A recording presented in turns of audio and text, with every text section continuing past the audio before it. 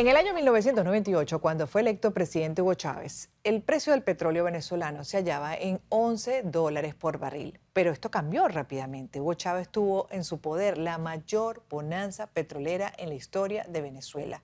Durante su mandato, el precio del petróleo alcanzó $120 por barril, lo que le permitió multiplicar el gasto social a lo interno, pero también la compra de muchos apoyos internacionales con la denominada, recuerdan, petrochequera. Y es así como comenzaron a instaurarse alianzas con Petrocaribe, UNASUR, la CELAC o también el ALBA, con la intención de mantener leales a los gobiernos de la región para que no cuestionaran sus políticas autoritarias. Esto se derrumbó tras la llegada de Maduro al poder por la enorme corrupción en la industria petrolera y el deterioro de las refinerías por la falta de mantenimiento, a lo que luego se le sumó la imposición de sanciones internacionales, pero por la violación de derechos humanos en el país. ¿Qué dejó esta bonanza petrolera y cómo fue despilfarrada? Lo vamos a revisar con un especialista en este tema, con Antonio de la Cruz, analista político, especialista en asuntos petroleros y energéticos, es director de Inter-American Trends. ¿Cómo está nuevamente? Bienvenido. Muchas gracias, Gladia, por la invitación a tu programa. A usted gracias. Bueno, esta petrochequera y esa bonanza, ¿qué dejó? Deja una industria petrolera muy diezmada, una industria petrolera que hoy apenas logra producir alrededor de 700.000 barriles día, una industria petrolera que exporta alrededor de unos 500.000 barriles día, y entonces en la que realmente no logra poder levantar producción que se necesita mucho hoy en día para poder tener esos recursos extraordinarios y poder resolver parte de la crisis social que hoy vive Venezuela. Qué Hugo Chávez, paradoja, pero disculpe que lo interrumpa para aprovecharlo al máximo e ir pescando de las ideas que va soltando. Qué paradoja que la estatal petrolera, PDVSA, que además fue una de las mejores del mundo durante nuestro periodo de democracia y que además le aportó tanto al periodo inicial del chavismo, haya sido destruida. Señor Antonio, ¿cómo esto no lo vieron ellos? ¿Cómo es que ocurre esto? Se preguntará quien no sabe de la historia de nuestro país.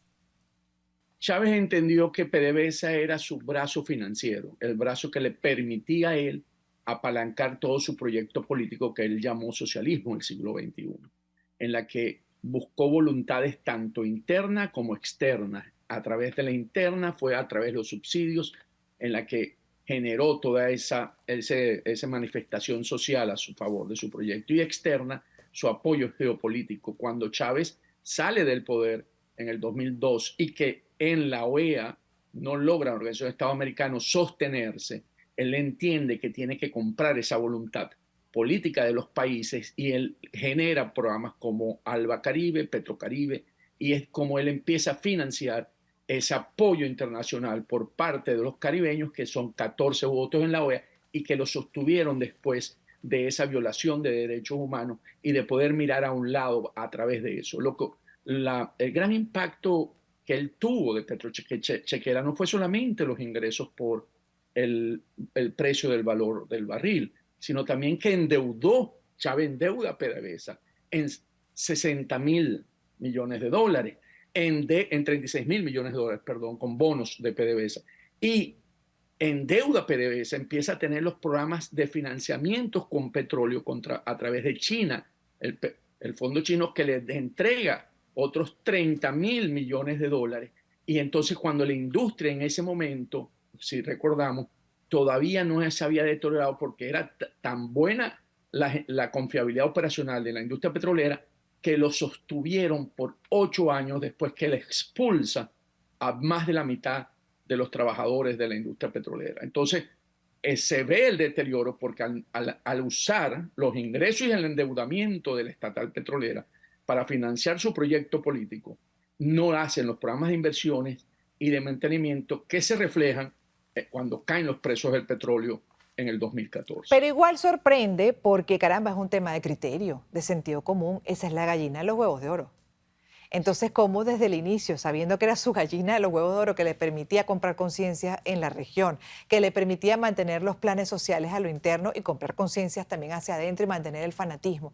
¿Cómo es que pierden de vista algo tan importante como su mantenimiento y ver cómo la pueden hasta desarrollar más con la bonanza que tuvo, señor Antonio? Es algo que cuesta entender. porque Chávez no entendía el negocio petrolero. Chávez pensó que la gallina de los huevos de oro era eterna. Recordemos que él lo veía desde el punto de vista de un brazo político y él convoca cuando él ve que necesitan los ingresos a aquella reunión de OLOPEP en Caracas donde asisten para buscar un incremento del precio del petróleo y pensó que podía seguirlos manejando de esa manera sin darse cuenta que la industria petrolera es una industria que requiere de conocimiento Claro. para poder mantenerla. De otra manera, tú no tienes, si bien es cierto, el petróleo fluye desde el subsuelo, pero tú necesitas tanto los hierros o la infraestructura como el conocimiento para tener, sobre todo una empresa petrolera que estaba madura, porque recordemos que en Venezuela la explotación petrolera empieza en 1914, cuando Gómez.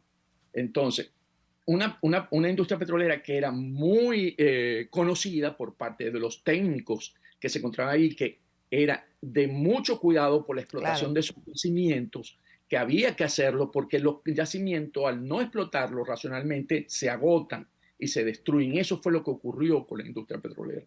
Entonces, pensó que entregándosela a iraníes, a chinos, a rusos, ¿cómo se llama?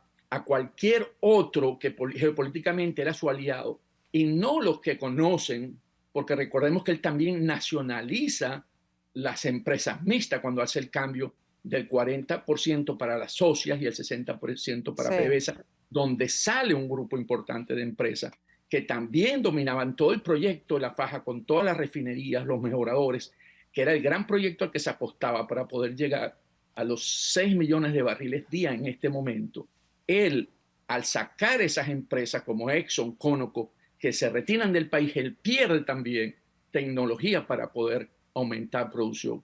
Y los que fueron sus socios nuevos, lo que iban es básicamente a ordeñar la vaca, Exacto.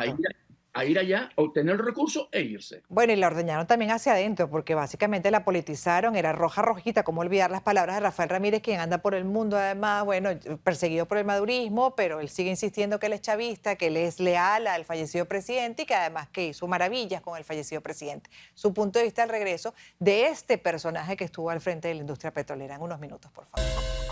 Seguimos con el analista político Antonio de la Cruz, director de Interamérica Trends, especialista además del tema petrolero, porque es que este es un tema importante. Esto sostuvo lo que fue la gestión política e ideológica del fallecido presidente Hugo Chávez y de la mano de personajes como Rafael Ramírez, que sigue dando vueltas por el mundo insistiendo en que esa fue una maravillosa gestión. Su punto de vista, por favor.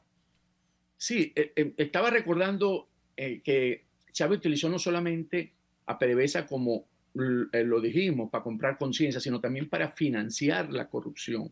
La corrupción en Venezuela se financió a través de los bonos PDVSA. Recordemos que él se sale de la Security Exchange Commission, que es donde se entregan los estados financieros de PDVSA, que estaba asociado porque cotizaba y había por los bonos.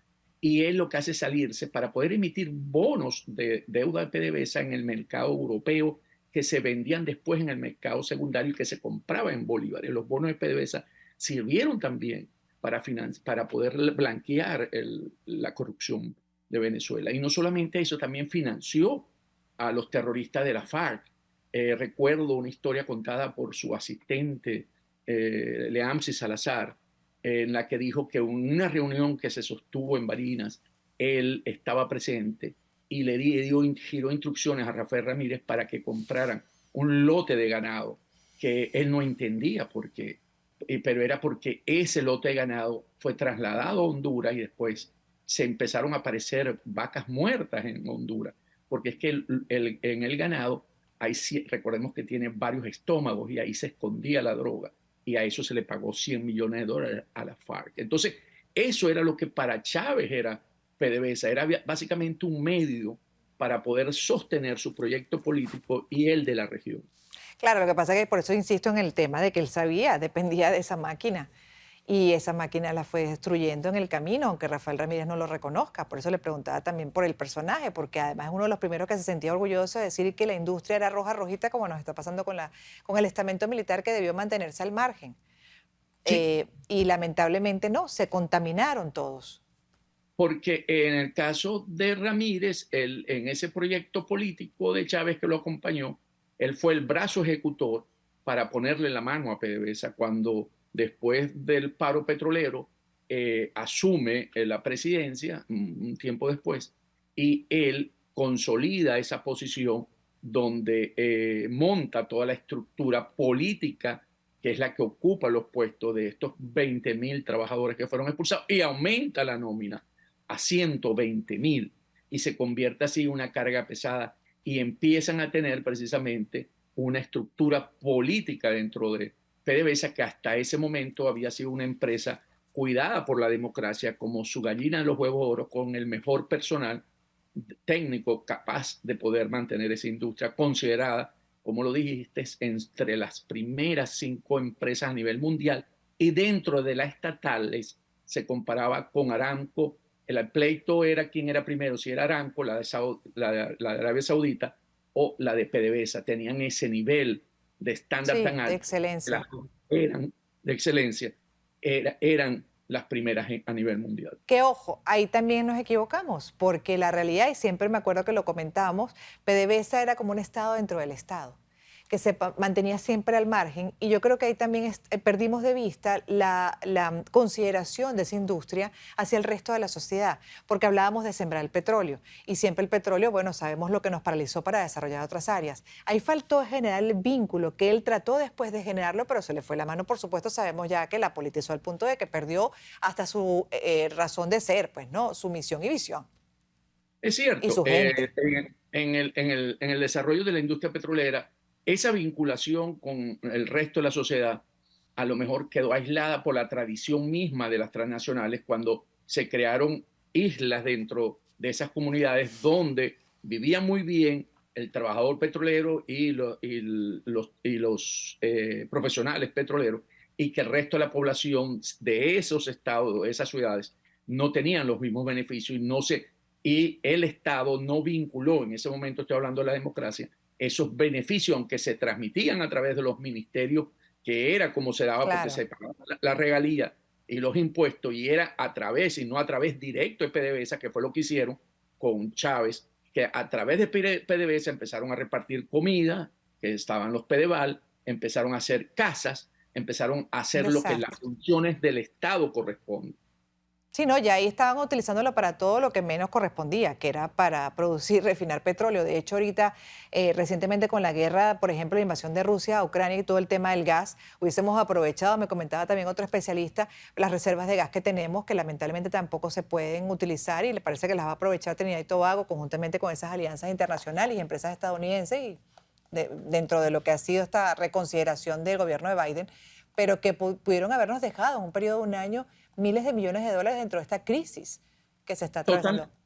Totalmente, Gladys. O sea, el haber perdido esas capacidades, hemos perdido la oportunidad de lo que hoy la industria petrolera representa. La industria petrolera ha dejado utilidades a las empresas, las grandes empresas petroleras de 128.000 millones de dólares.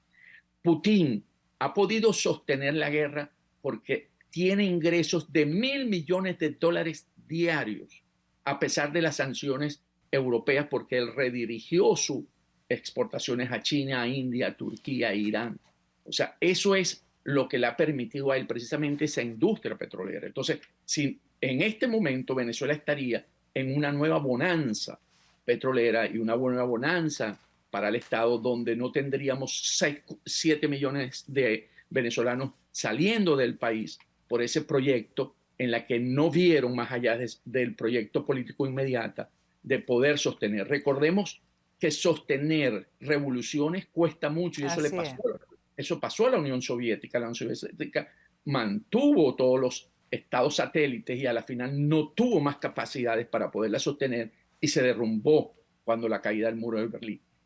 Chávez pensó, y creo que este es un proyecto vendido por Fidel Castro, que él podía financiar todo el proyecto ¿cómo se llama?, del Foro de Sao Paulo y todo el proyecto de la revolución contra los Estados Unidos.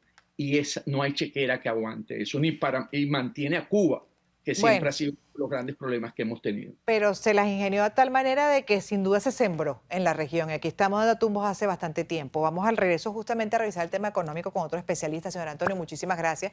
Antonio de la Cruz, analista político, director de Interamérica Trends, en su especialidad petrolera, pues compartiendo su punto de vista sobre esa fuente de ingresos tan importante para el chavismo durante cierto tiempo cuando hubo la bonanza.